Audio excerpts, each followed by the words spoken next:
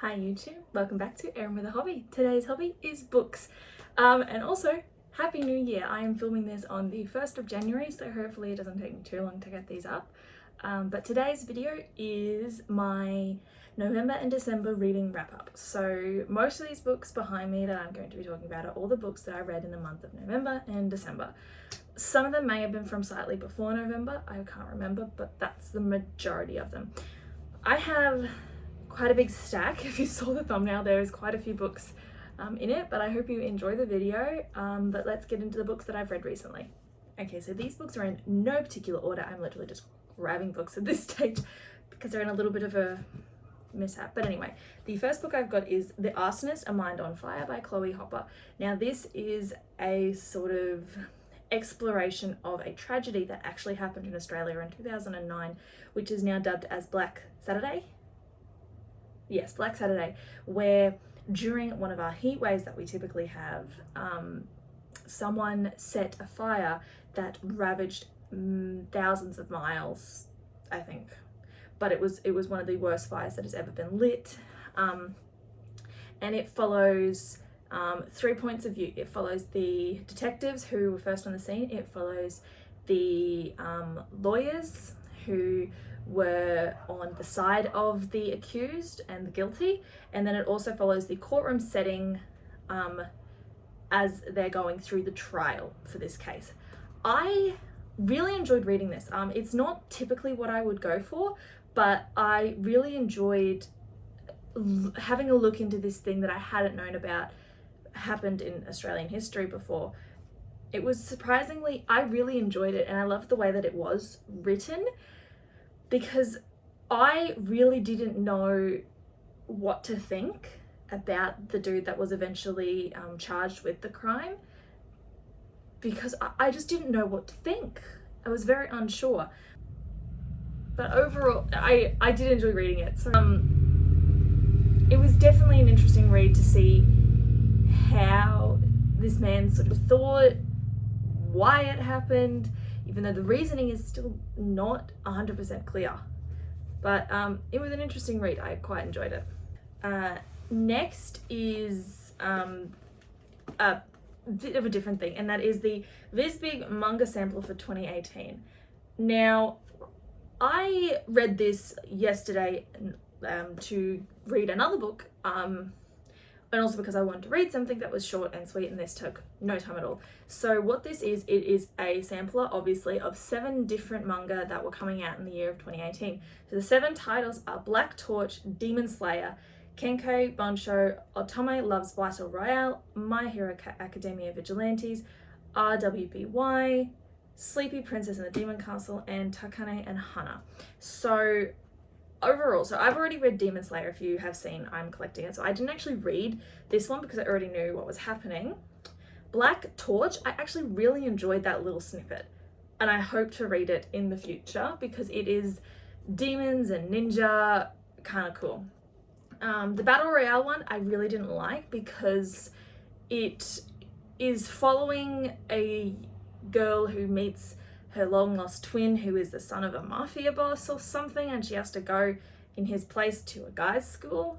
It was just a bit weird. I didn't really like that one. RWBY I quite enjoyed, and I've already put that down as something I would like to read.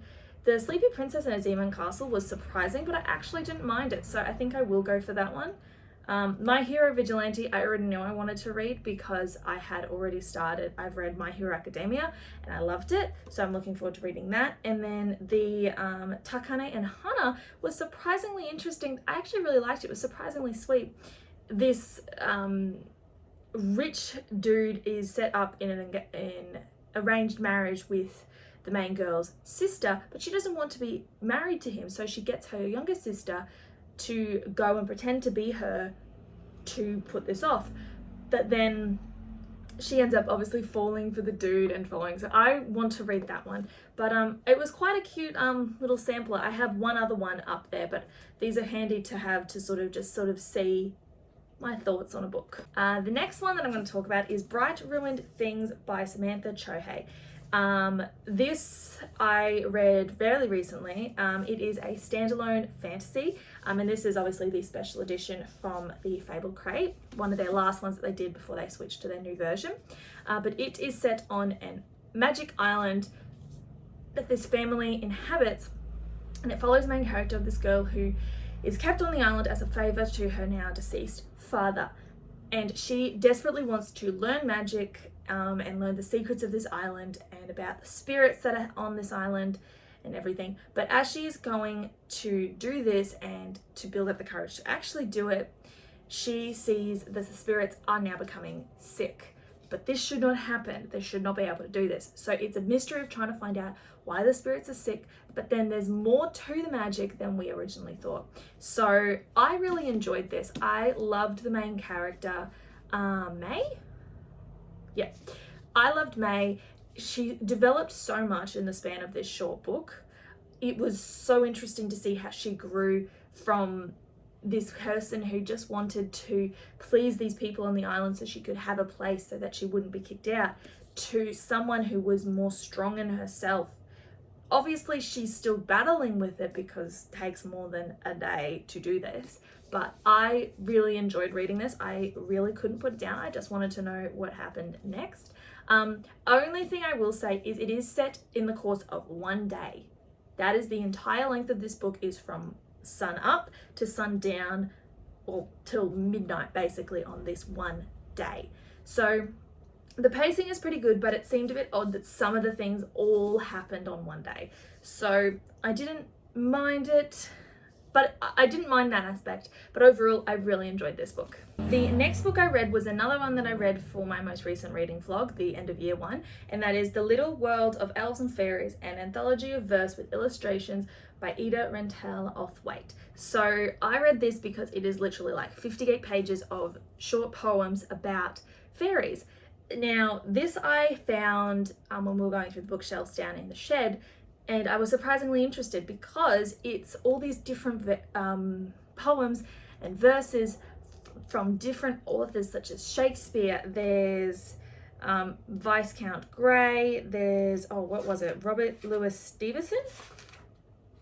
Where would that author go? I saw it. Yeah, Robert Louis Stevenson, all about fairies and everything. But the thing that all ties them together is each one has illustrations done by this same Australian artist, which I thought was really cool.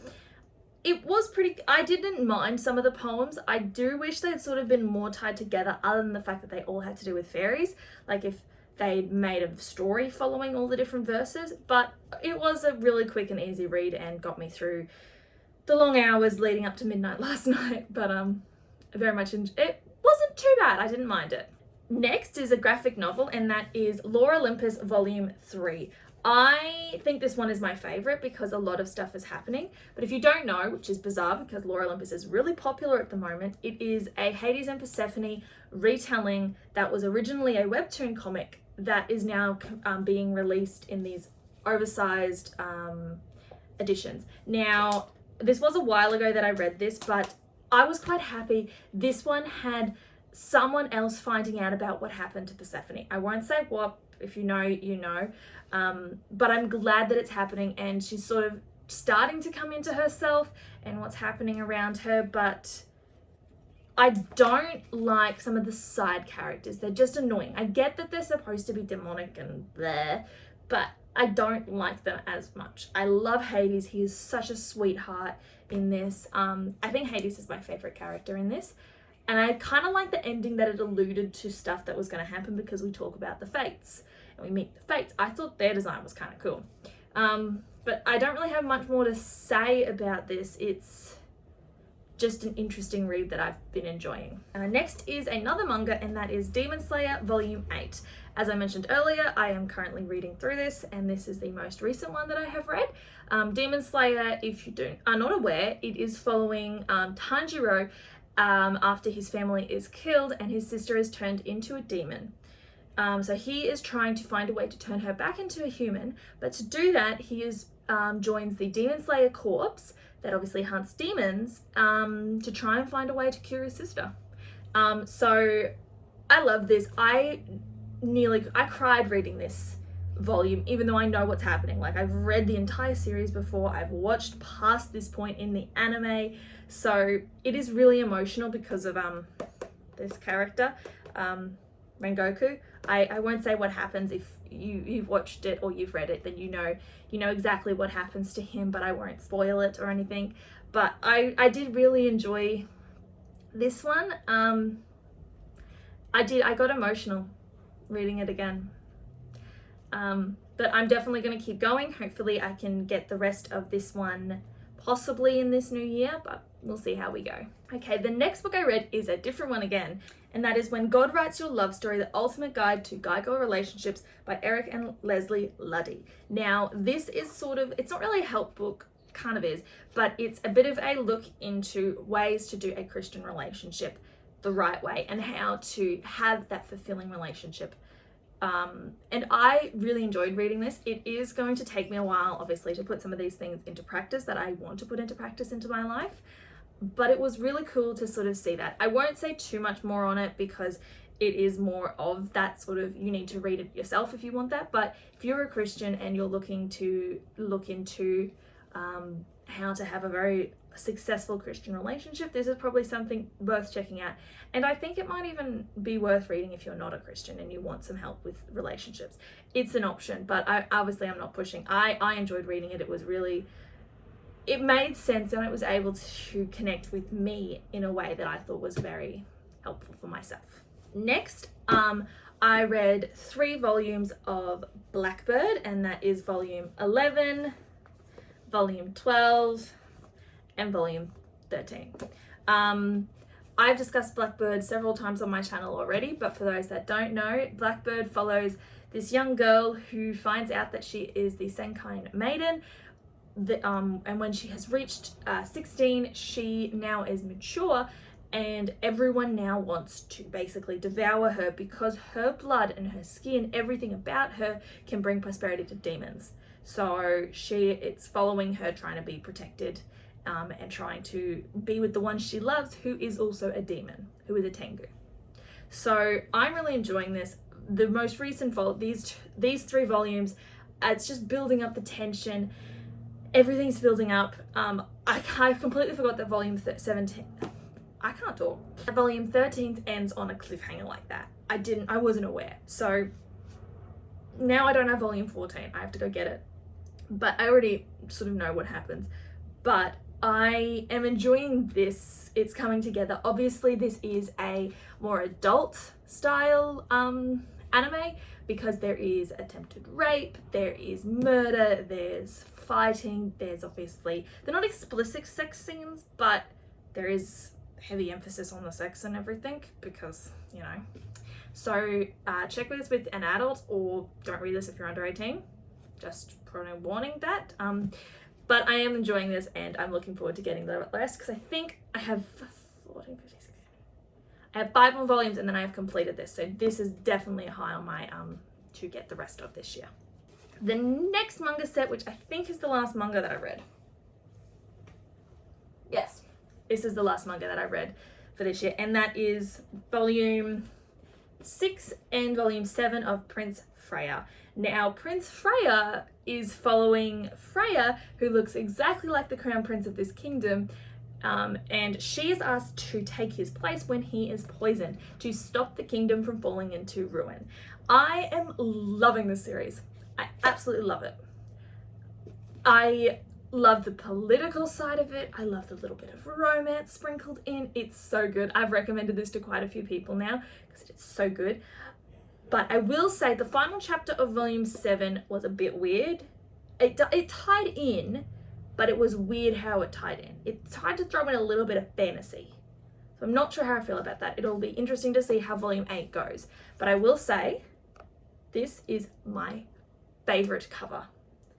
The colors in this are so gorgeous. I absolutely love how this looks and it's amazing. The next stack of books are all in one series. I've loved this series, but that is I'm holding this the wrong way, The Midorian Chronicles by Lynette Noni, who is an Australian author. So that includes book 1, Arcane, book 2, Raylia, book 3, Dracoria. These words are so hard to pronounce. Book 4, Grey Veil, and then book 4.5, which is a collection of 3 novellas, We Three Heroes. I have read these between November and now. I am loving this series. So this series is following Alex, who walks through a doorway and ends up in the world of Midoriya, which is a more fantasy, highly advanced world compared to our own. And she has to go through trials to try and make her way home, but along the way she learns so much more about herself, about the world, about the people she meets, and it's just so cool. So I will first talk about the main series, which is books 1, 2, 3, and 4. My thoughts are that the first one I felt was a bit repetitive because a lot of what was happening, especially through the middle, was Alex learning about the world, going to school, doing all the classes. It just felt very repetitive, and I just was like, what is happening? It's like, what? I did enjoy it. The twists were very well done, I thought, but overall it was good. I just felt it was a bit repetitive. Book 2, I just had a blank on what happened, but it was very interesting because the end, especially, it threw a spanner in the works. It was like a twist that just was not expected. Although I did kind of spoil it to myself, and then I was like, no, please don't be happening. So I was very emotional when the thing at the end happened. I did enjoy this with the introductions of the Marians, something like that. I can't remember how it's pronounced, but I loved the introduction of them and their world and everything that's going on with them. It was very exciting to see this begin to develop. Then book 3, I was very shocked with this one. This one took a twist that I was not expecting. But it took a twist I wasn't expecting. I did enjoy it. I loved the chances that were given in this and the options. I actually really enjoyed this one. And then the 4th book is Grey Veil. This was interesting. I think the 3rd one's my favorite out of what I've read so far. I'm trying to wrap my head around it because so much happened, but then not a lot did at the same time. I definitely enjoyed it, but the way it left off, I'm not sure how the last book's gonna go. It'll definitely be interesting to see. I did enjoy it, obviously. I love this series, but obviously the characters and everything is so adorable. Now, the novellas. These are 3 different stories, obviously, following DC, Jordan, and Bear. That's the order they go in. So they fill in some of the blanks of the things that have happened in all 4 books. So you have to have read all 4 books to read these. However, you do not need to have read this to read all of the books in the right order. This is sort of just fills in the blanks of what people thought. So DC's is set before Alex comes, and then during the first book. Jordan's is set in the 3rd book, and Bear's is set in the 4th book. So that's how it sort of goes. They are very spoiler heavy, but I really enjoyed it. The only thing is some of it I felt wrapped up too nicely with the trauma aspect. So there is a lot of things that go very badly for these characters. Obviously, it's fantasy, but they wrapped up how they felt so nicely in a little bow and so quickly too. I just felt that they could have been fleshed out. So I hope in the last book that they sort of don't gloss over the things that happen and they sort of actually give us time to dwell in it. But overall, I love this series and I cannot wait to read the final book.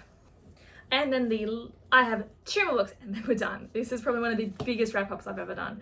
But the first one is Above by Isla Morley. Now this is sort of it's like a crime sort of novel.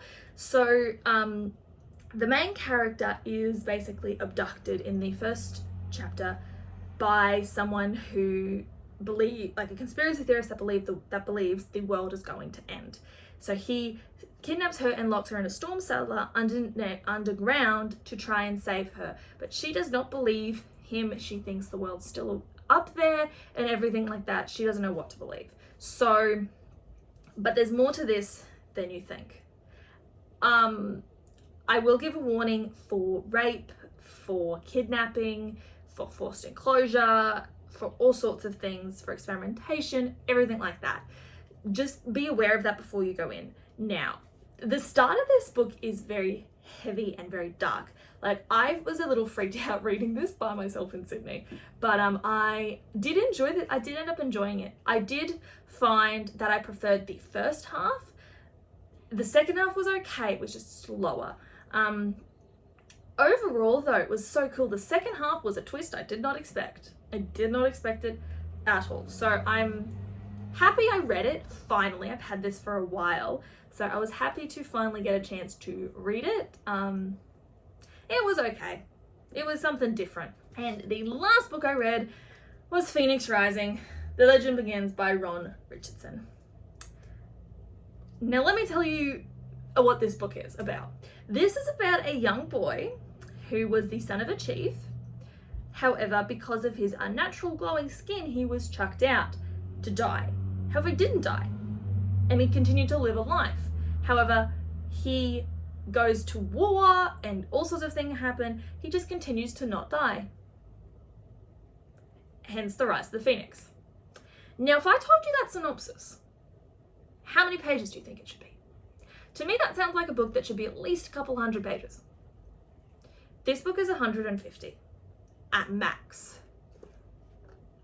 I loved the story. The basis for the story was amazing. I wanted more. I was like, this is incredible. What is happening?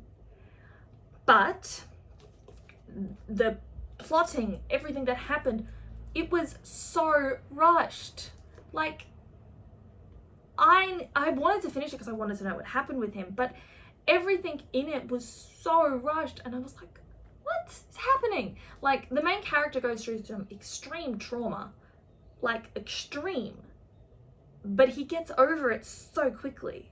The only time it happens is when he goes into a rage and starts killing people, but that doesn't even last. It's like nothing is left to sit. The other thing is, this book is supposed to take place over like 100 years. It felt like it took place in a week. Like, it was so fast paced. Plus, everything was told. There was no like, it felt like feelings or what was happening in the world around him. It was so fast paced and so telling. And it was like, I don't know if I will keep this because I did get it from a library sale. So I'm not sure. This is a possibility. I think I'll keep it for now, but I really didn't enjoy this and I doubt I'm going to reread it. But anyway. Okay, so those are all the books that I read over November and December. I hope you enjoyed. If there's any of those books in there that you have different opinions on, let me know in the comments. I'd be interested to know. Also, I hope everyone had a lovely Christmas and a very good New Year. I hope everyone was safe. We don't want to do anything crazy. But if you enjoyed the video, definitely hit that like button and subscribe so you don't miss out. If the vlogs for some of the books that I did include are up, I will include a link to them in the description. But I hope everyone has a lovely day and continues to live well. Bye, guys.